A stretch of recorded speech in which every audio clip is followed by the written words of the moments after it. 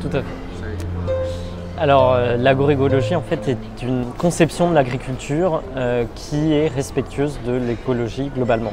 Donc, c'est une forme d'agriculture qui va prendre en compte tous les effets du changement climatique, qui va chercher à s'adapter vis-à-vis de toutes les précipitations, événements, etc. qui sont liés au changement climatique. Donc, s'adapter à un nouveau type de contexte, je dirais, climatique. Et c'est aussi une agriculture qui est évidemment respectueuse de l'écologie, qui va tenter de limiter le plus possible son impact sur les terres, sur la qualité de l'air, etc., etc. Donc c'est une agriculture qui est à la fois respectueuse de l'écologie et qui fait face aux impacts du changement climatique.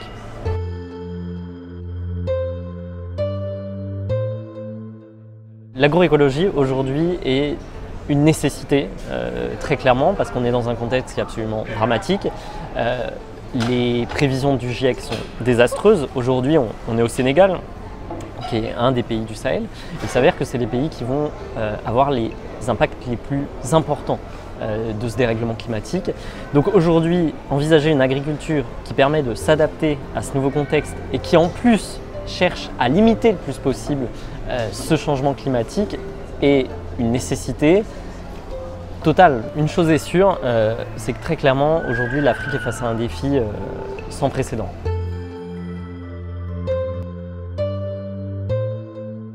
On est dans une situation dramatique. Selon le directeur de l'Organisation mondiale de l'alimentation, on est en train de rentrer dans la pire crise humanitaire depuis 1945. On est dans des situations de famine en Afrique de l'Est, Somalie, Soudan, etc.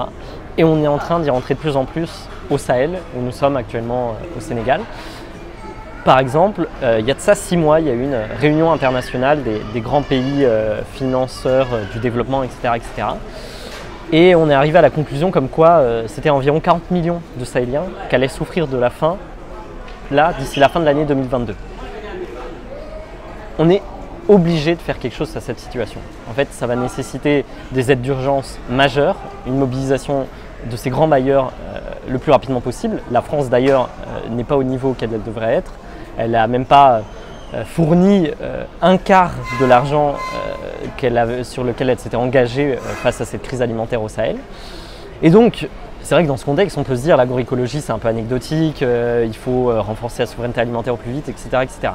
En fait, le problème c'est qu'on n'a pas le choix. Dans tous les cas, face à la situation actuelle, les systèmes actuels doivent évoluer. Donc de toute façon, il faut au contraire que par nos actions de développement, on développe cette agroécologie qui sera adaptée et qui pourra permettre de limiter une aggravation de pire en pire. On est obligé d'y passer, c'est une nécessité. Est-ce que ça se développe aujourd'hui en Afrique? Je pense que oui. Pas suffisamment, mais de plus en plus, les populations africaines en prennent conscience. On a eu la chance cette semaine, par exemple, de visiter un programme où c'est un homme d'une 60aine d'années qui lui-même a décidé de faire cette conversion. Il n'a pas reçu d'aide, que ce soit d'une association, d'une ONG ou même d'un État. Il a décidé lui-même, en se rendant compte en fait, de la qualité de ce qu'il consommait, de ce qu'il cultivait, que c'était une nécessité pour lui, ses proches, et il a décidé de former d'autres personnes. Donc l'agroécologie est l'avenir très clairement de l'agriculture et la porte d'entrée vers cette souveraineté alimentaire qui va être de plus en plus difficile à acquérir dans le contexte dans lequel on rentre.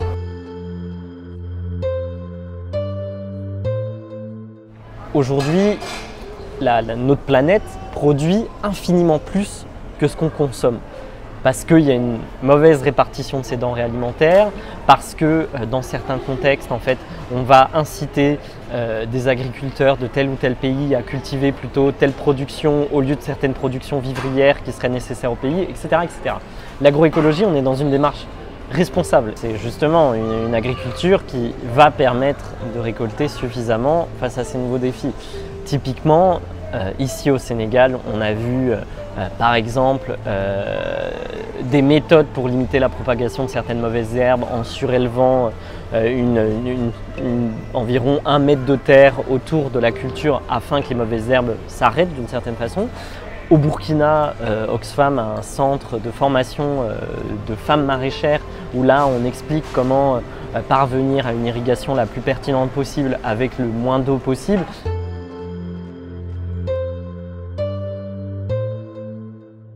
Donc oui, une chose est sûre, c'est que l'agroécologie est un levier d'émancipation des femmes parce que c'est réfléchi pour avoir des revenus suffisants pour faire vivre tout un foyer. C'est en ce sens qu'on a créé certains projets. Oxfam, typiquement au Burkina Faso, je le citais, dans cette ville de Kaya à 2 heures de Ouagadougou, la capitale. Donc évidemment que tout projet d'agroécologie doit cibler en priorité les femmes et les jeunes filles, doivent s'accompagner d'une formation spécifique et c'est ainsi qu'on va mettre à disposition des femmes des moyens de subsistance, ce dont elles n'ont pas assez accès jusqu'ici. On va leur permettre l'accès aussi à des terres, à du foncier, qui est un énorme enjeu en Afrique de l'Ouest. Et c'est aussi pour ça que Oxfam travaille beaucoup typiquement avec des associations de femmes juristes, aussi pour accompagner des femmes afin de s'assurer qu'elles aient accès à la terre ou qu'au moment de tel héritage, elles puissent la conserver, etc., etc. Il y a vraiment tout un prisme à ne pas oublier quand on parle de sécurité alimentaire, d'agroécologie, qui est l'émancipation des femmes et des jeunes filles.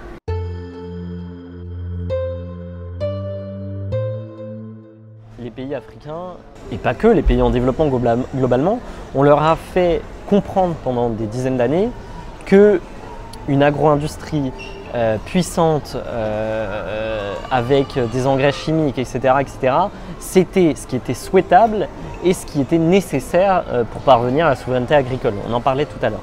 Donc en effet, déjà, il y a un vrai enjeu de changer cette pensée, au nord comme au sud d'ailleurs, les pays développés, les pays en voie de développement, c'est nécessaire de faire passer ce message. Et c'est pour ça aussi que des associations comme Oxfam, à travers le monde, font tout ce plaidoyer.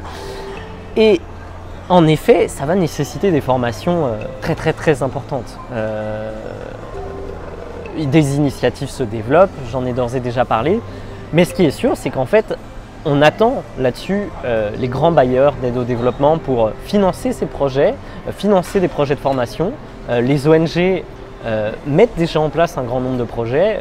Comme je le disais, nous au Burkina Faso, on a vraiment mis en place un projet dans la ville de Kaya, à 2 heures de la capitale, qui est ciblé directement sur ces femmes, pour que ces femmes aient de quoi vivre elles-mêmes, des ressources suffisantes, de quoi vendre au marché et de quoi consommer ce qu'elles cultivent en agroécologie.